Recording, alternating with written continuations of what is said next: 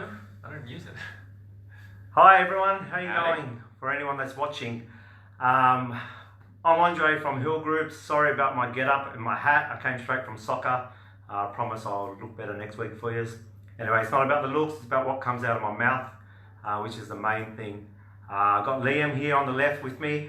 Hi everyone, nice to be here. Liam's been really helping me heaps with Hill Groups, and like I said in one of my posts earlier, that his work has been amazing, and his support for Hill Groups has been really good.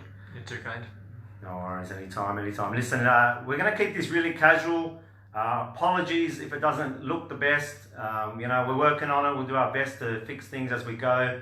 Feel free to comment, post, like, share, whatever you got to do to make things work.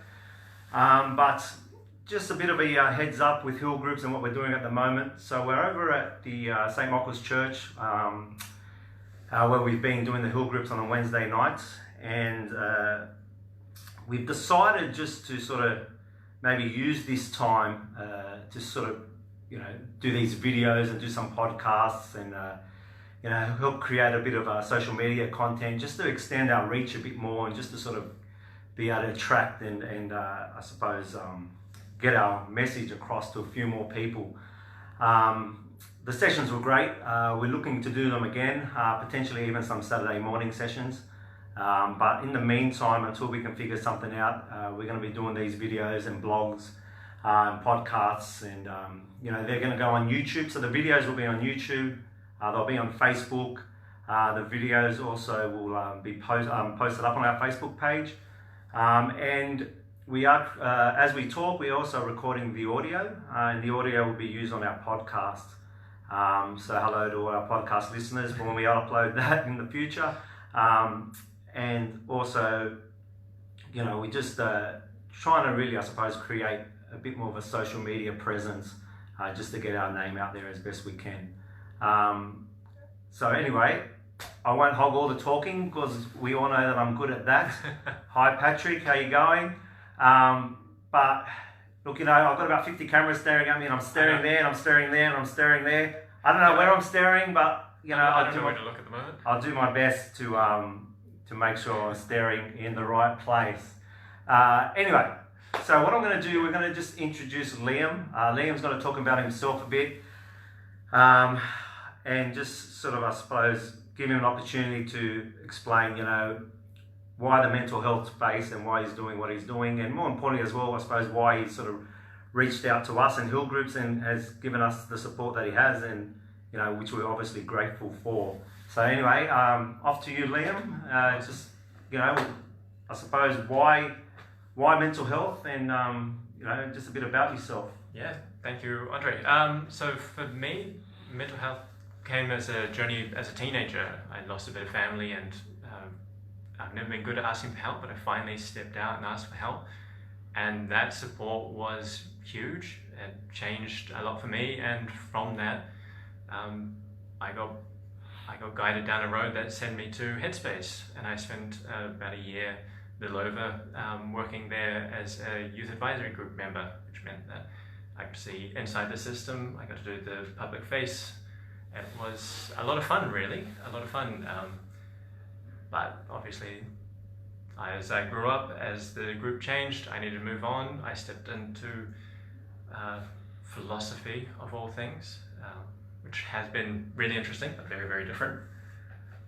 And it was meeting Andre again years after leaving Headspace that I went, this is what I love. I love helping people. I love reaching out and supporting people. And through this, and this in particular, has been really beneficial, not just for me. It's helped me, but it's helped a lot of other people. And particularly helping people in a way that's different from what I've seen previously. Having spent enough time inside the system, getting to know just a little bit about it, this is different. This is more human. This is more positive, and it's trying to disrupt lives in a way that is meaningful and will ultimately get people engaged. Just before we keep going, sorry, I'm going to ask you a question. Yeah. But anyone listening, Patrick, if you're on there, just let us know. Can you hear us at all? If you can't hear us, let us know. We'll try to fix the volume. I'll get Liam to speak up a bit more. Oh yeah, he's a bit shy, but I hope you can hear us clearly. If not, please just let us know. Just comment yes or no if you can hear us. But yeah, I mean, tell us what it was like working with Headspace in that sort of industry, and not if you don't want to particularly speak about Headspace, but the industry itself and working in that environment. I mean, what was your takeaway from it? Well, it was interesting because the role I had was, as a youth advisory group, was meant to be kind of youth-led, youth-guided. So we would... Thanks, Patrick. Good to know we can hear everything. Yeah, so as the youth group, we got to see all of the content that was being produced by Headspace, or a lot of the content that was being produced, and we would give our feedback, make sure that it was youth-friendly. And for me, that was interesting because it was a little bit different from what I could see from other organizations, where they were asking the community that had the problems, they had the issues that they wanted to address. They got a voice in changing how it was being addressed, how it was being engaged with for them. So that was really beneficial. But as I spent enough time there, as things got bigger and bigger towards community festivals, I got to see the bureaucracy more and more. And I got a vibe, not just from Headspace, but from across the whole industry and community, that a lot of the big projects, the big outreaches they would have, and the big efforts they would make were all kind of tangled up in the bureaucracy. And that was a bit disheartening for me. And that was mostly why I stepped away, as I got sick of the bureaucracy and seeing that and just not wanting to be a part of it, because it wasn't leading anywhere. It was just arguing for the sake of arguing. Look, I get it, because for me personally, the reason why we started Hill Groups was, I thought there was a disconnect in what people do, in what's out there and what we're getting as sufferers. And I mean, you can tell the audience, I'm not sure, but in terms of anxiety and depression, did you have it yourself at any stage? So no, never really had anxiety. Brief touch with depression, it was more just grief and trying to process anger and that sort of thing. For me, a lot of the connection I have with mental health and anxiety in particular has been as a support mechanism. I've been there to help family and friends. Because I've got to say, like, from someone who doesn't have it, well, I have it or had it, but from a sufferer's point of view, I have to say that Liam actually, he's connected better with me, and he's connected better with those who suffer more than quite a lot of people, even agencies that I know of. And I'm going to be honest, for a while I actually thought that you had it, because you understood it so well in terms of wanting to really connect and understanding what it is that we need. And I was actually a bit shocked when I realized that you didn't have it, because you were so sort of in tune with it, which is amazing, which is good, because as you know, if you don't have it, doesn't mean you don't understand it, but if you don't have it, it's definitely a lot harder to understand it, Yeah. And I'm talking about anxiety and depression and stuff like that. No, it's taken me a long time to understand and appreciate it, and being there to support family and friends certainly made it a lot easier for me to step in and support you and understand you and know where this is going and understand this. But it took a long time for me to get there, and I'm just grateful that I took that time to really understand what the root causes were, what the day-to-day life was, and kind of just see it as more than a label. I think. So I suppose, I mean, you're here now, you're doing work with us, with Hill Groups. And I mean, let's face it, Liam is part of Hill Groups. I don't want to say that he's not, he definitely is. He's done a lot of work for us, he's helped out quite a lot. But, I mean, why Hill Groups? Why this space now? You sort of could have went anywhere, you could have done anything with anyone, but for some reason, you're not for some reason, for hopefully good reason, but you've been putting in a lot of effort with us. It hasn't gone unnoticed. The work you've done in behind the scenes, and what we're working on down the track and everything else. So, I mean, just so people know, I'm not trying to give us a rap, but we're trying to get our name out there. We're trying to let people sort of learn about Hill Groups. I mean, what is it for you about Hill Groups that makes you sort of want to help and keep doing what you're doing? For me, Hill Groups is it's different, it's human, and I think that's the bit that makes a difference. As you say, it could go anywhere, do anything, and like in my day-to-day, I work in a school, so I get to see kids every day, and I get to watch them, particularly the anxious ones, struggle through life because they don't know what they're doing. Their parents don't know what they're doing, and as teachers and as educators, whatever your role is within a school, trying to support that is really, really difficult. Yeah. Just as kids, it's hard to see it, hard to pick it, hard to support it, and get them to understand it. And heal groups, even though it's not aimed necessarily at kids, it's more human than anything else I've seen so far. I think that's what's really excited me, and that's what's drawn me here. Is you are someone who has had it, and had it particularly in past tense, so you can see that there is a light at the end of the tunnel in this. You're trying to provide a network of a support base, a structure, just anything for those out there that do have it to step forward. Yeah, and I mean, and that's what we're trying to do, you know. And look, for me, having people like yourself, having everyone, you know, supporting us on the Facebook pages and the podcasts and videos and stuff like that we're doing, look, it's very important from my point of view, not just to, you know, it's not about ratings and it's not about trying to get more subscribers and stuff like that. If we're natural, if we're raw, if we're genuine, then, you know, people will follow and people will listen. You know, I'm not willing to sort of push this big marketing agenda to try and get myself. Although the ironic thing is, if I don't, it probably won't happen. Yeah. But you know, we're just, as you said, we're just trying to be raw. We're just trying to be human, and we're really trying to, as part of Hill Groups, you know, I'm trying to anyway research and put myself out there and do as much as I possibly can to understand people's mindsets. Yeah. Not just sort of say, look, this is how you fix it, go do that. You know, because there are a lot of things I think already that's out there that's really missing the mark. You know, and the symptoms that you get from anxiety really do hold you back and stop you from really, I suppose, engaging in a lot of the services that exist, you know? Yeah, I think you're really right there. A lot of it is ploys to get people, well, not necessarily ploys, but strategies to get people to come to you. Yeah. And that doesn't really work because from what I understand, what I've seen, and what I know, if you have anxiety, you don't want to go out to the people. Yeah. That's, your anxiety stops you from doing that. So it's kind of, as you say, missing the mark. It's just a flooded market with a lot of strategies and a lot of opportunities missed and misplaced. Not misguided necessarily, but misplaced. Yeah. Look, I think the intentions of everyone is clear. Everyone's trying to help.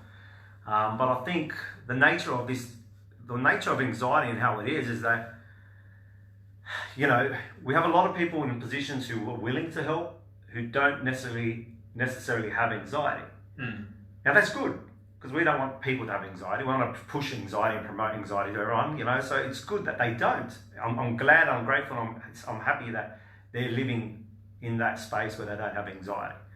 Because the nature of it is that, you know, to be a CEO of a non-for-profit, to be the boss or a leader in a particular industry which deals with anxiety and depression, it's very hard for someone who has it really to find the confidence and to find the ability to go out and do that. Yeah.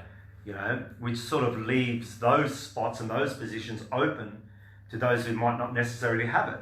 Now, it's not a bad thing that occurs, because they've got a good headspace and they can think clearly, and you know, they can manage the business and what it is, the way it needs to be managed.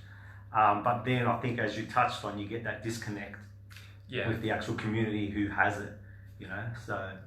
Yeah, the bigger you try and be, the harder it is to get to the people that you want to help.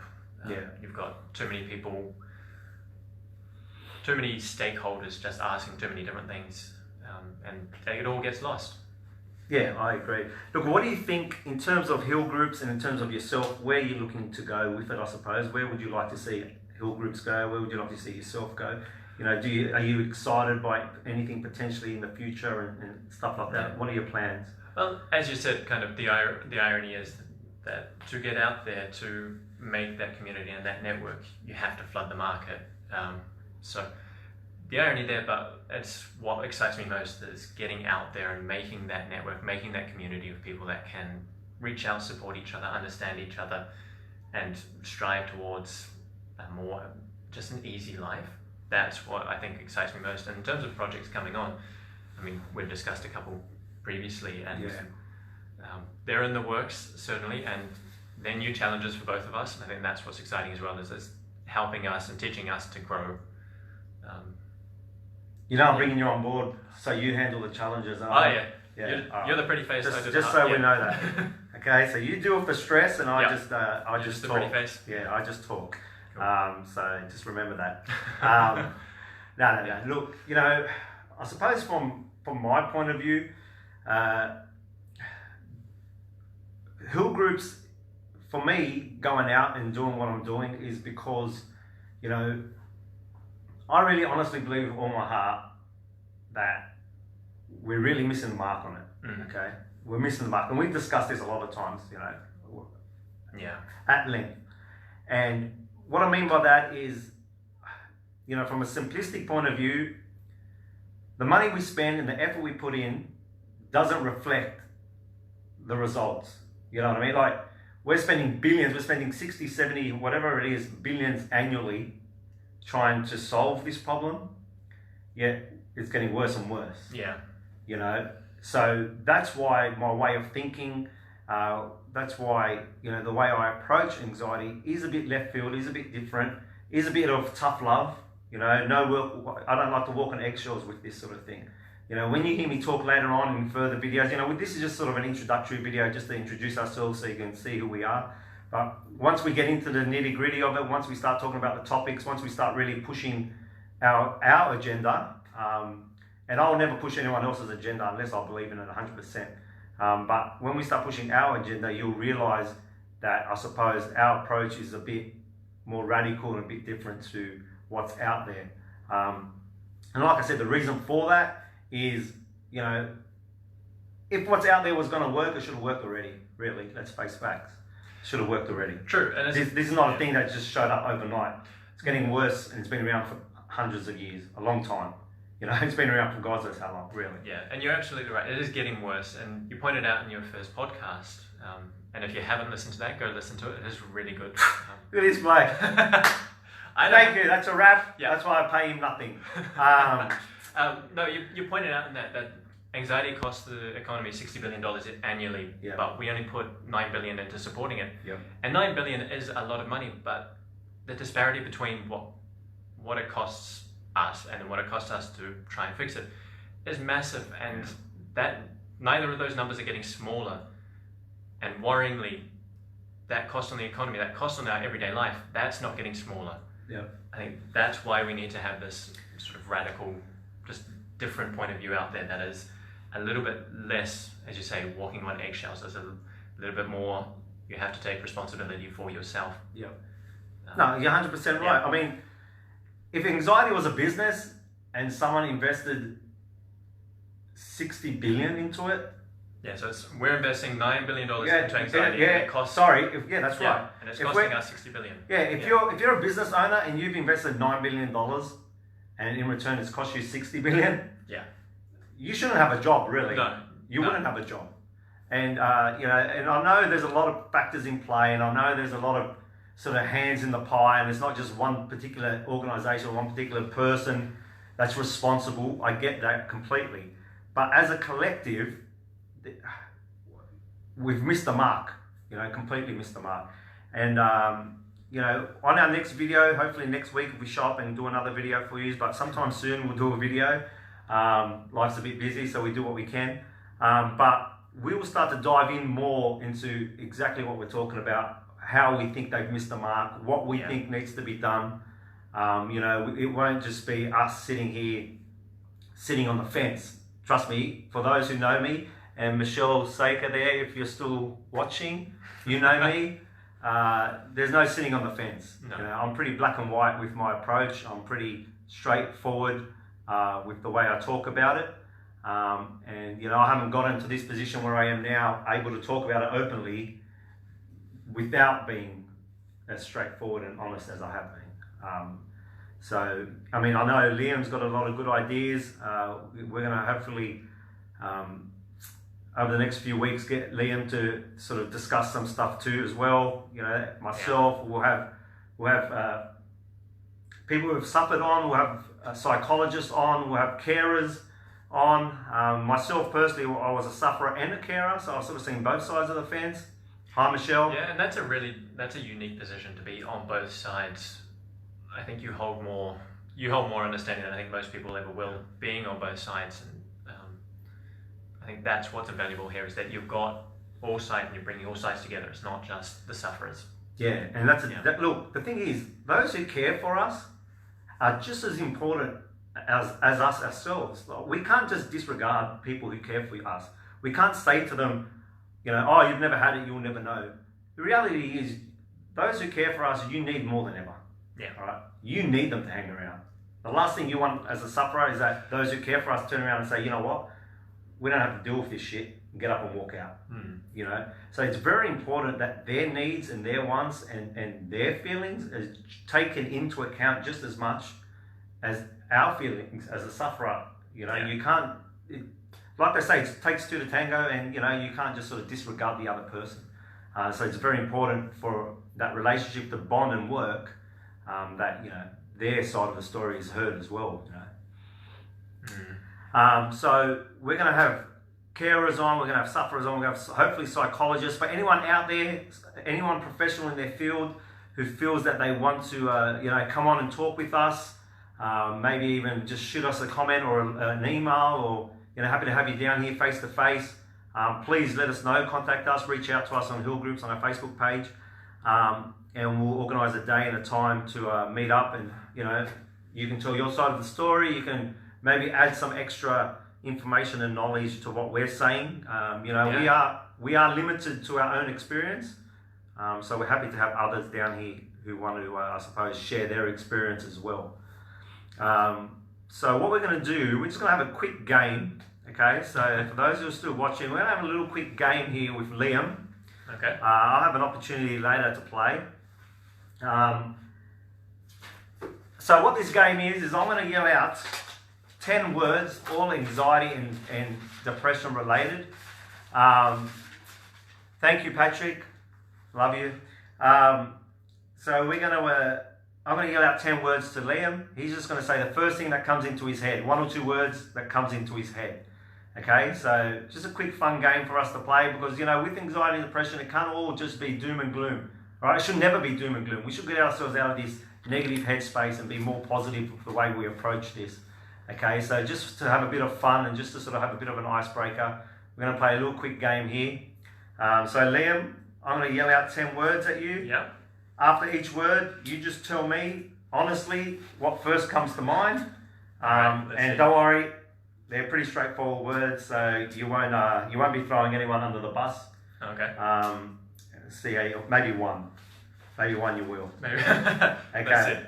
So, first word is simple: anxiety. Stress. Work. Stress. Hill groups. Easy. Good, you're lucky. Yeah. Changed it. Depression. Hopelessness. Government. Okay, I've got to come up with a different word than hopelessness. Stupid. Okay. Happy. Easy. Family. Hard. Sad. Alone. Friends. Together. And community. Supported. Supported, okay. Well, good. Okay, that was a lot easier than I thought.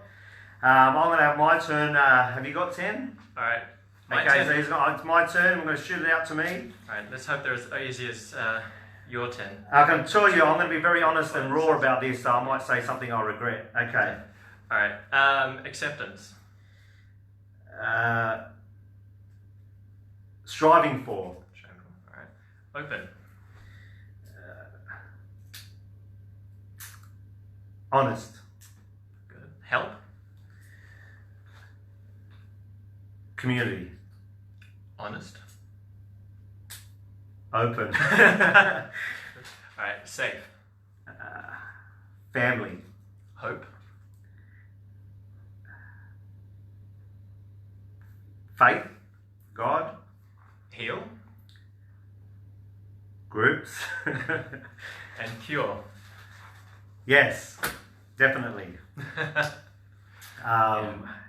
And that's a good. I'm glad that he used the word cure last up, Because for me personally, one of the hardest things has been getting into, I suppose, people's heads that this can be cured.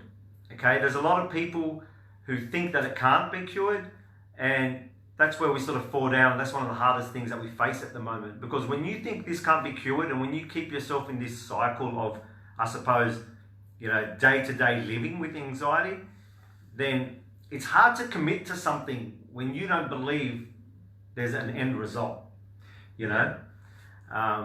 So it's very important that when we talk about anxiety, and when you do your research, that you really believe in a cure. Forget what people say to you, forget how people are getting in your ears, forget about what the government or what organizations tell you.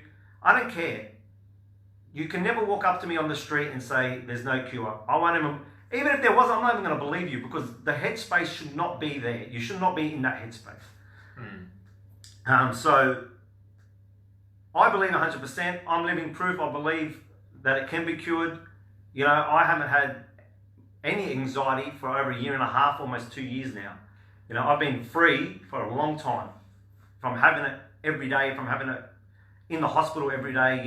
If you listen to the podcast that I put up, you'll hear it. I was a mess. But now I've never been more clear in my mind, ever. I've never been more open and clear in my own head than ever before. So yeah, I think that's a good point, because that, I think, has been also the biggest draw for me coming to Heal Groups, is the idea that there is a cure and that there is a light at the end of the tunnel. And it wasn't until meeting you that I got to really understand what that looked like and what that meant, and to see living proof that you can go from, as you said, having attacks, anxiety every day of your life and having that for so long, to then being able to spend years on end without it. Yeah. Look, it has to be. Yeah. There has to be.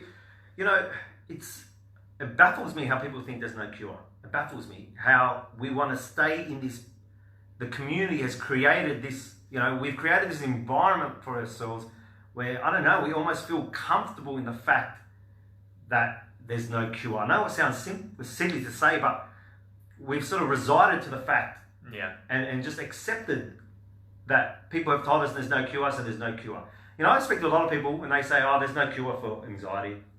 You can only manage it. And then I say to them, oh, okay, and based on what facts? Based on what experience? Oh, I read it, I heard it. Yeah. And it's completely wrong. We can't just keep going off what we've read and heard, because what we've read and heard has got us nowhere over the past, God knows how many years, hundreds of years, tens of years, whatever. We need to start shifting that mindset from can't be cured to being cured. And it can be cured. Let me tell you now, I'll stare straight down this camera here. It can be cured, I promise you. Okay? Get that one. And that camera, and there, and on this recording. Okay, it can be cured. Don't bother coming to me with a can't. I'm not even going to listen to you, I'm sorry. Okay, it can be. And we just need to work hard at it, get ourselves to the point where we can, yes, live and manage it, but we can manage it to the point of removing it.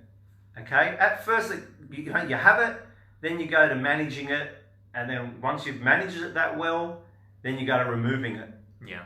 And they're the steps. But for some reason, there's a lot of people who just get stuck in this management cycle, and it's just not right. But you'll find out how.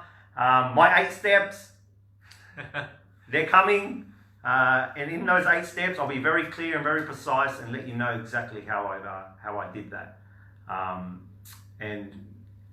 So I mean, Liam, you have anything that you want to add? Anything you want to say to the listeners about your own, I suppose, your own message to them? My only thought is not necessarily stay happy, but keep hope. It does get better, it can get better, and at the end of the day, it's find your heart space. Find that happy thing that makes your heart warm and open, and it's through that you'll manage to find that cure, that way of life, that little ray of hope that just makes a difference. Yeah. And that's right. I mean, that's all you can do for now, like what we can do as humans in the short term, and as our very first simple step, is what Liam just said. Just get yourself in that headspace of just hope and staying positive as best you can. And look, that's not going to cure your anxiety. No. Right? Just no. being positive is not going to cure it. Just holding on to hope is not going to cure it. But it's free to do, costs you nothing, and it's the first step, and it's a starting point it's one of the building blocks to getting better and to getting cured. Okay? And so, you know, just because you don't have all the steps all at once in front of you doesn't mean you just disregard the one or two that you can have and you can be working on now. So my advice would be, you know, we're going to do more podcasts, we're going to do more videos, we're going to do more Facebook Lives every Wednesday, hopefully, Facebook Live. If Liam's up to it, I'm not sure. He did say he's a bit nervous, it's his first time, you know, so, but whatever, he'll be good, he's done a good job. For the times that I've let him talk tonight, he's done a really good job. But I will shut up more the more we do, because Liam will play a bigger part and we will sort of discuss our points. But I just really wanted to, I suppose, introduce ourselves first, get our message across slightly, but also invite you to listen to us as often as you can. Invite you to listen to us every Wednesday between probably 7:30 and 9, realistically. And, you know, I will introduce these steps. I will talk to you more in depth about how you can cure yourself, get past this anxiety, and I definitely make a conscious effort to give you the tools that I used to get better. You know, I don't want this just to be all talk and all fluff and you go away and the next day you still have it, and the next day, and for the next 10 years you still have it. My aim and my goal is not just to come here and talk and to get my message out. I will be judging myself in 10, 15, 20 years time based on how many people come up to me and say, I cured myself because of what you said. Yeah. That's what I'll be basing myself on. You know, and not even just, oh, I feel better today, thank you. I mean, I appreciate it and that's good, but I don't want people to live day by day or week by week. I don't want people to be healed for a couple of hours and then have it again. I want people to be healed full stop.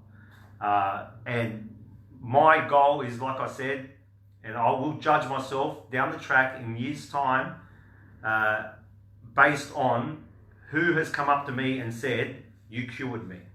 Yeah. Because that's what I really, for me, that's what I'm promoting. That's what I'm talking about. That's what I'm here for. Not just to be another person talking about anxiety. I'm here to actually show you how and give you step-by-step instructions on how I did it. And hopefully that also works for you. It might not work for some, but I really believe with all my heart, it will work for a lot of people because it's simple, it's practical, and it's authentic. It's authentic, and it's not these steps and what I tell you, you know, when I speak to you about what I did, you'll realize that they're just simple everyday things that you can do yourself, you know, that cost you nothing. Apart from seeing a psychologist, all the other steps cost me nothing. Yeah. Right? They're free. I just did them myself. But, you know, maybe you don't need a psychologist. Maybe just talking to a friend or maybe opening up to someone else might do that for you. In that case, it costs you nothing. But you know what? As well, it's not always about the money. Sometimes whether you like it or not, you have to spend a bit of cash to see a psychologist or to see someone to get that help that you might be lacking. But then, you know, if you don't have the money, then maybe it's about, you know, a bit about planning, a bit about putting some money aside, whatever it might be, taking some steps to get yourself to the point where you can get the help. There's never a, no, I can't do this. No. You know, with planning, you know, and with putting steps in place to whatever it is, there's always a way. Yeah, there's always a way. I think that's the key. There is always a way. Yeah. And it might not always be the best way, but you're going to at least end up in a better place. It might not be the place you want to be completely, but if it's better than where you were before, then it's a step forward, right? Yeah. You know what I mean? So sometimes we have to accept that we can't always get what we want, but if what we can get, if we can put in the effort to get as much as, you know, what we can get is better than where we were before, then it's better than nothing. Yeah. You know what I'm trying to say? I confused myself there. I think I confused myself. You want tomorrow to be better than today, and you want the day after that to be better. Yeah, exactly, exactly. You know, and so anyway, that's the plan. Hopefully, that's my sister. Hi, Bernadette. Hey. So I know she just jumped on now, and we're probably about to wrap up. But Look, Good so to have you. we're going to put the video on YouTube. We're going to put this video on Facebook. We're going to put the audio on podcast. And we're going to be doing this hopefully every week. That's the plan. But what I can promise you is that next week we're going to be talking about the steps, at least introducing one of the steps. And also we're going to be looking to get someone in if we can. Yeah. Potentially, someone who's had anxiety and depression, hopefully a psychologist, someone willing to, I suppose, donate their time to speak to you for a bit. So we're looking to have it more than just me and Liam's head. I mean, you can probably get away with looking at Liam's head for a couple of hours, but my head you might struggle. So we are going to try and make it interesting for you, and I suppose keep you interested and keep you engaged. And also, we want to focus on being part of the community, bringing community members in. So it's not just about us and about our opinion. We're happy, whether we believe it or not, we're happy to have others and their opinions and have their views brought across. We're not going to agree with everyone, but we're not going to disagree with everyone either. I mean, everyone's got their place, but this is an open forum, an opportunity for people to talk, get their message across, and just really use Hill Groups as a platform to I suppose give the community a voice. And let us come together and help each other through this. So, look, we're going to wrap up soon. Hi, Richard. How are you? We're going to wrap up in a few seconds. I want to thank Liam for coming down today. Like I said, he's always here helping. I just asked him once, and he's been here ever since. You can't get rid of me. Can't get rid of him. Trust me, can't get rid of him. But no, and I'm thankful for it. So I did want to introduce you to Liam because his head will be around, and I just wanted you to find out who he was and give him the opportunity to introduce himself. So I know a lot of people know me, and I want to thank you again from the bottom of my heart for being supportive of Hill Groups, being supportive of me, Liam, and I just want to say one thing before I turn it off is that I'm 100% in. I am so dedicated, I am so committed to changing the stigma, changing the way we're dealing with anxiety, more importantly, reducing the statistics and making it better for everyone. Like I said before, I will sort of hang my hat on how many people I actually heal and fix, and that's my goal. I know it sounds a bit full on, but really that's my goal. I'm not here just to talk like everyone else. I'm here to make an absolute sort of real significant difference and change in the community. So please, if you want to talk, email me, hillgroups@outlook.com, Facebook, message us. I'm happy to meet up with anyone that wants to meet. I'm happy to talk and discuss face to face. Sorry, there's a vacuum going in the background. I think they're wrapping us up. Yes, so that's the vacuum telling us to leave, which we will soon. But please do not be scared to reach out and talk to us. I'm more than happy to be there for you. Anyway, thanks again from everyone at Hill Groups, from me, Liam, and a few others behind the scenes. We thank you from the bottom of our heart, and we'll speak to you soon. We're out. See ya. Bye.